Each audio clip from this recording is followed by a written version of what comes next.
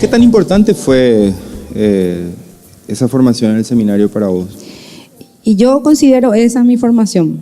O sea, la formación en el seminario, que son entre 7 y 8 años más o menos, yo considero esa mi formación principal. O sea, esa es la instancia de formación para mí. ¿Por qué?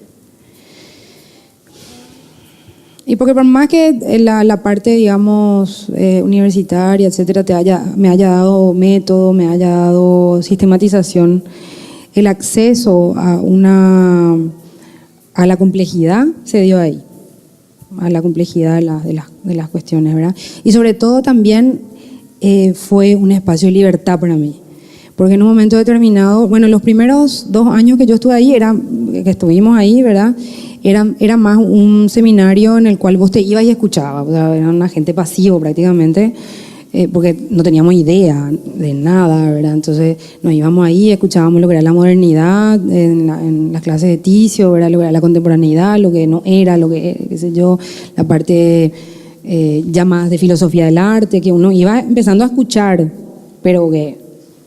¿verdad? No había correlato de eso, ¿verdad? De este lado. Uno simplemente trataba de anotar algo, ¿verdad? Y después tratar de ver dónde podía, cómo podía entender mejor eso. Pero recién fue después, en el siguiente programa, ¿verdad? Cuando a nosotros se nos pedía ya un producto, ¿no? O sea, ya no éramos agentes pasivos, sino que también teníamos que ver de producir algo, ¿no?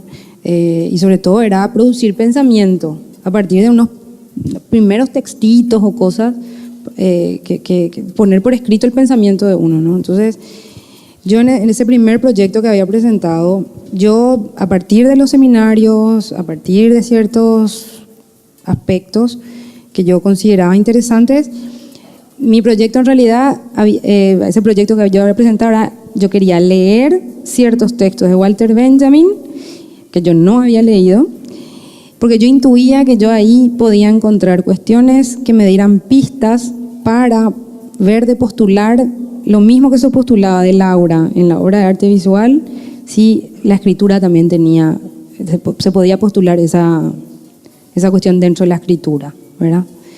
Y bueno, entonces realmente era mi proyecto era leer y buscar, ¿no? Y yo me acuerdo, que fue clave para mí en ese momento, ¿verdad? Yo me acuerdo de empezar a leer Walter Benjamin, de no entender nada, pero nada, ¿verdad? Y de irme con el libro en alguna reunión con Ticio y decirle, Ticio, no entiendo nada, pero no entiendo nada. O sea, yo sé leer, pero no entiendo nada. Y él me dice, es que sos muy ambiciosa. Vos querés entender esto. ¿Verdad? No, y ahí otra vez menos entiendo lo que me estás diciendo, ¿verdad? Bueno, a ver, Lía, no es que no vas a entender luego de buenas a primeras, esto es muy complejo, ¿verdad? Etcétera, etcétera. Pero vos continuás leyendo, vos lees.